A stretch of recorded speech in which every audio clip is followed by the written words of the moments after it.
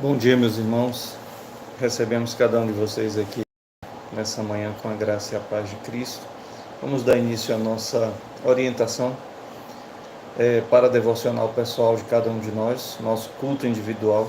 Devemos prestar ao nosso Deus antes das nossas demais atividades do dia. Assim que acordamos, devemos então nos preparar um pouquinho e participarmos ou promovermos, na verdade, de nossa vida, no nosso íntimo, um momento de adoração pessoal ao Senhor. Nós temos, nesses últimos dias, desde o final da semana passada, meditado nas bem-aventuranças. Ainda estamos começando a expor estas bem-aventuranças aqui, de maneira bem resumida, mas também de maneira bastante aplicável à nossa vida, para não usar o termo prática e a gente ter uma conotação diferente da realidade do que se pretende.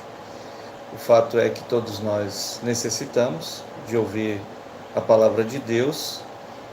Ela é a lâmpada dos nossos pés, luz dos nossos caminhos, é ela que nos dá vida, é a Escritura Sagrada que testifica de Cristo para nós, e ela é a verdade absoluta, a autoridade suprema da vida de todos nós. Nós vamos orar ao Senhor, e aí vamos retornar lá para o verso 3 do capítulo 5 de Mateus. Bem-aventurados os pobres de espírito, ou em espírito, porque deles é o reino dos céus. Tá bom? Oremos. Senhor, nós te bendizemos por esses momentos preciosos e iniciais do nosso dia, em que nos encontramos diante do Senhor. Se estamos aqui, nesse momento, assistindo, tentando participar deste momento ao vivo, ou assistindo após a live, a este vídeo, primeiro, é uma alegria e um privilégio. Segundo, é uma demonstração do nosso desejo em te buscarmos, em te servirmos, aprendermos mais do Senhor, termos uma vida de retidão, uma vida que realmente esteja à procura legítima do que é a verdadeira felicidade, para encontrá-la e abraçá-la. Nós pedimos o perdão dos nossos pecados nessa hora e rogamos que o Senhor nos sustente em todas as coisas, nos sustente especialmente, ó Deus amado, fazendo com que o Teu Espírito esteja trazendo a nós, ministrando no nosso coração as verdades da Tua palavra. A Tua lei é perfeita, ela nos capacita, a Tua palavra é completa, é suficiente para nos equipar em tudo, nos educar em tudo, para que possamos, ó Deus amado, sermos bem-sucedidos por onde quer que a gente ande. É bem verdade que a noção de ser bem-sucedido para quase todos os homens é bastante diferente da noção de sermos bem-sucedidos à luz do que a Tua palavra nos ensina.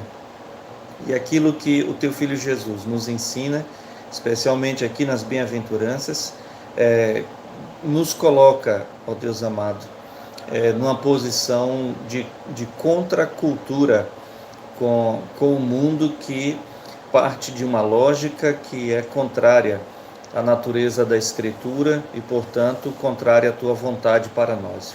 Fica conosco, nos dá um dia de paz a nós, aos nossos familiares, nos nossos lares, trabalho, escola, em tudo. Fica conosco, nós pedimos no nome de Cristo. Amém. Ontem nós começamos aí na oração principal desse verso 3 do capítulo 5 de Mateus.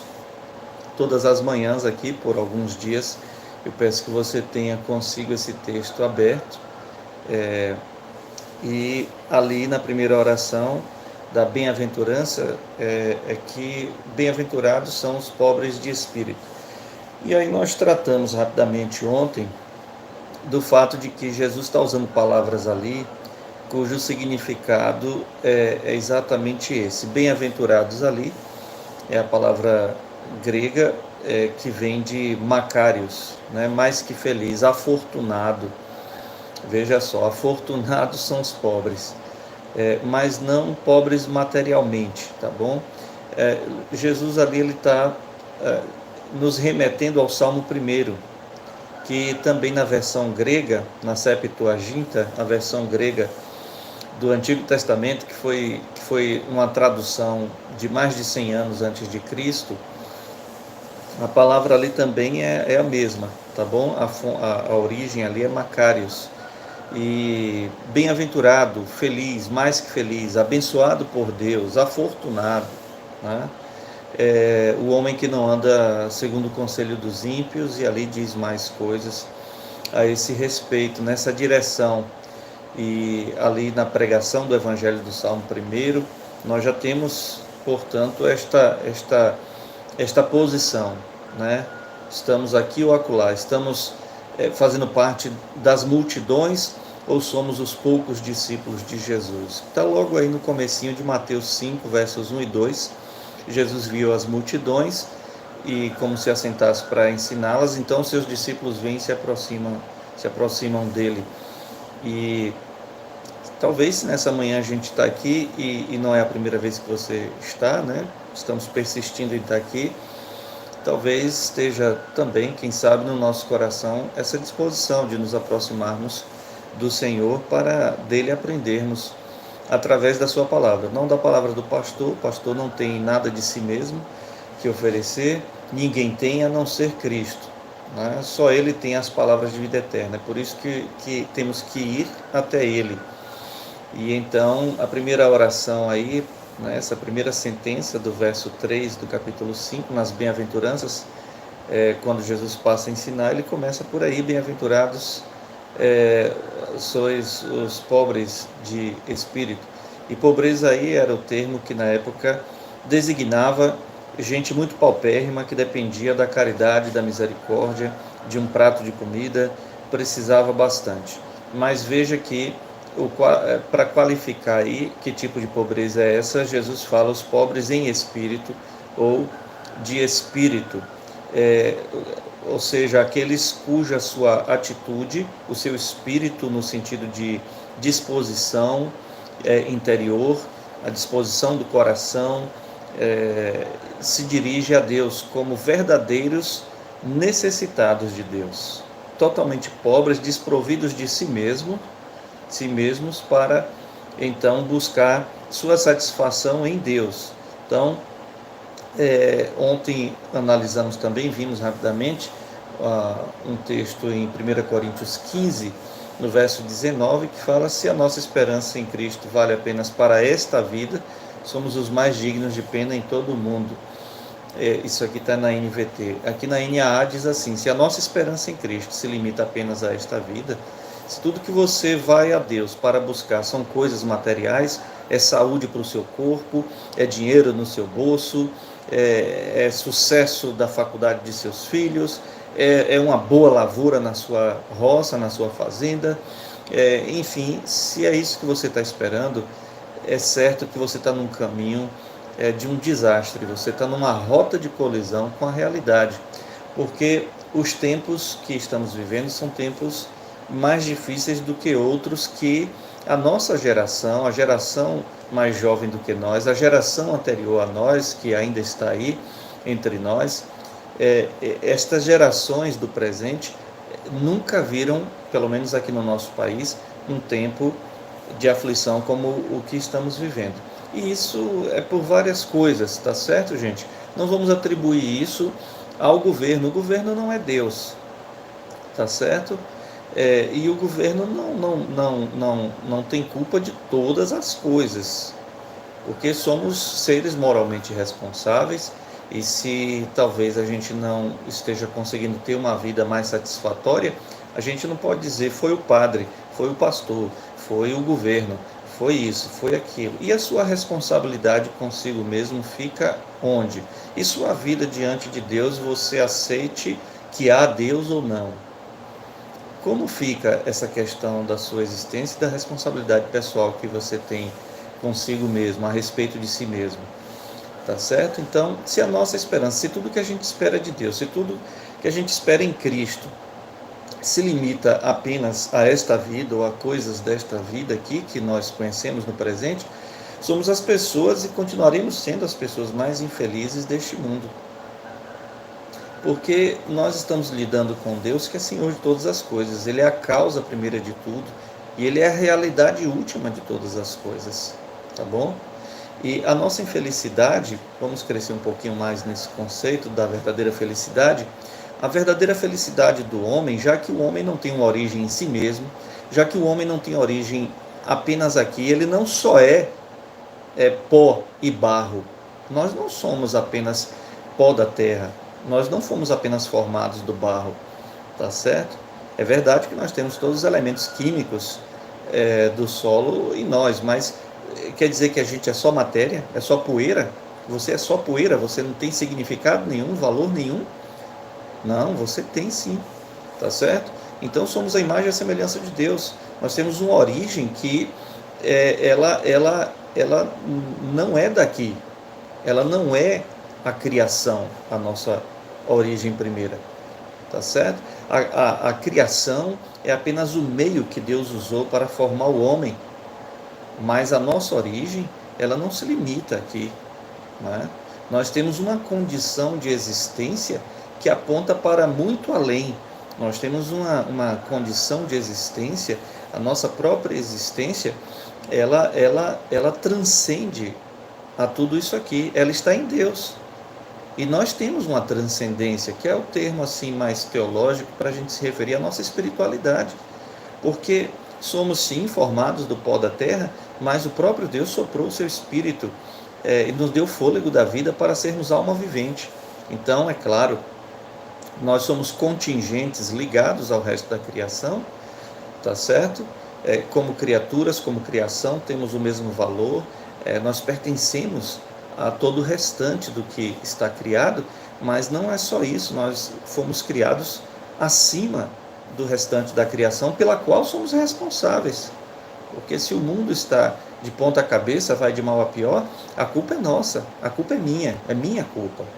É minha culpa de eu não estar melhor, é minha culpa de minha família não estar melhor, é minha culpa da minha propriedade aqui não estar melhor, porque eu interferi de maneira indevida nas coisas de Deus, eu transgredi a sua lei, eu não cumpri o desejo de Deus para a minha vida, nós não temos cumprido o propósito de Deus em tudo para as nossas vidas e, portanto, a responsabilidade é nossa, não é do governo, não é do padre, não é de outras pessoas, temos que ter coragem de assumir isso. E se a nossa esperança, ela se limita, se baseia apenas em coisas desta vida, você pode ter o tanto de dinheiro que for, você vai continuar infeliz, você pode ter os melhores carros, morar na melhor casa, você vai continuar sendo infeliz. A gente não se completa nestas coisas porque a nossa vida não se limita a estas coisas. Nós somos seres imanentes, presentes neste mundo, porque dele pertencemos, a ele pertencemos. Somos criaturas aqui na mesma condição das demais coisas criadas por Deus, mas nós fomos feitos à sua imagem e semelhança e, portanto, nós transcendemos a isso. E a verdadeira felicidade não se limita às coisas desta vida. Não há realização, satisfação e a gente não encontra paz nas coisas, nem nas pessoas. Isso é idolatria. Nossa satisfação plena só pode estar na pessoa de Cristo. E se a nossa esperança se limita apenas a esta vida, somos as pessoas mais infelizes. Mas ontem falamos que a sentença subordinada, a segunda sentença, porque delas é o reino dos céus, né? Bem-aventurados os pobres de espírito, porque deles é o reino dos céus.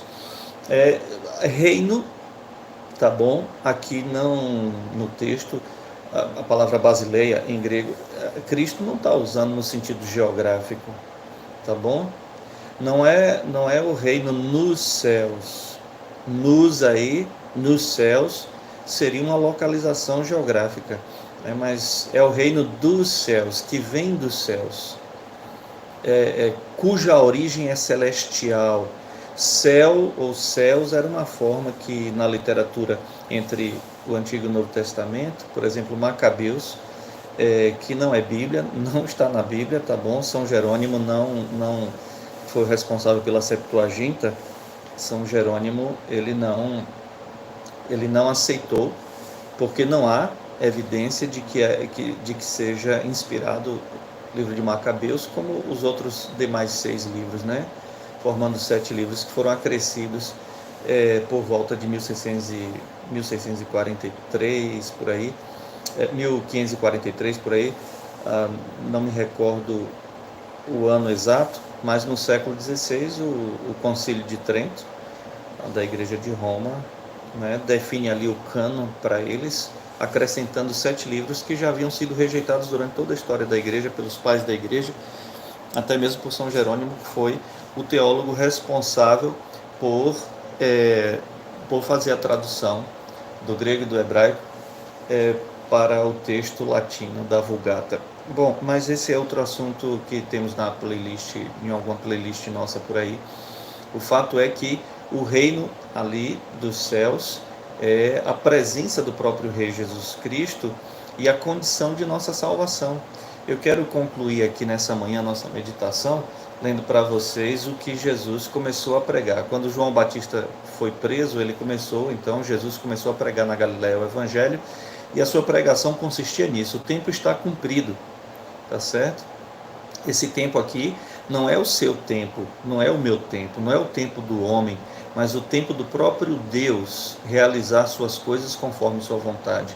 O tempo está cumprido no sentido de que a longa espera pelo reino de Deus chegar, representado pelo seu rei, que é Jesus Cristo, chegou naqueles dias.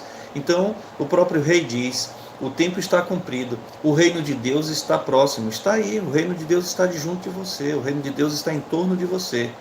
O reino de Deus está em volta de nós, mas o mais importante é que ele esteja em nós, dentro de nós, de modo que ter o reino de Deus inaugurado dentro de nós é pertencer imediatamente a esse reino, até que Cristo volte e consuma todas as coisas, faça a sua obra de consumação, complete este reino de maneira visível a todos os homens. Mas o tempo está cumprido, o reino de Deus está próximo.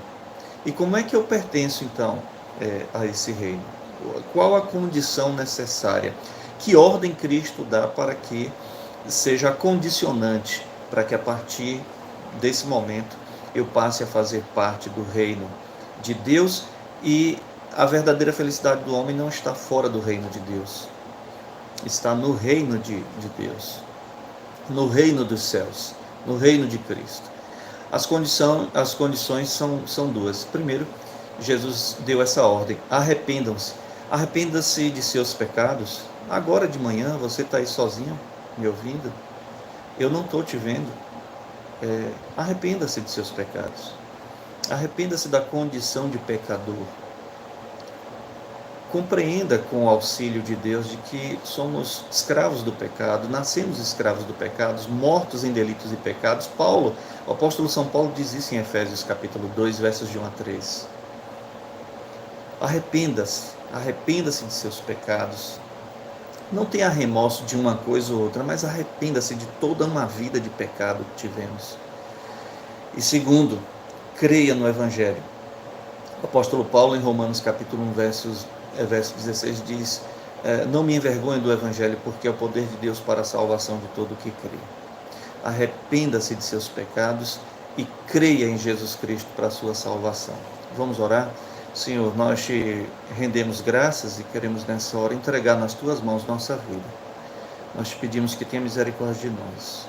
Ao Senhor Jesus Cristo, aquele que nos disse lá em João capítulo 15, verso 16, não foram vocês que me escolheram, eu escolhi vocês. Senhor, eu preciso saber nessa manhã se sou um escolhido de Deus, se eu sou uma escolhida do Senhor. Aceite minha vida, me receba. Eu te imploro que o Senhor me tome em tuas mãos e me faça uma pertença tua, me faça teu servo, tua serva. Fica conosco, nos dê tua graça, o perdão dos nossos pecados e coloca pelo teu Espírito em nosso coração a fé para a salvação. Em nome do Senhor pedimos. Amém. Deus abençoe a cada um.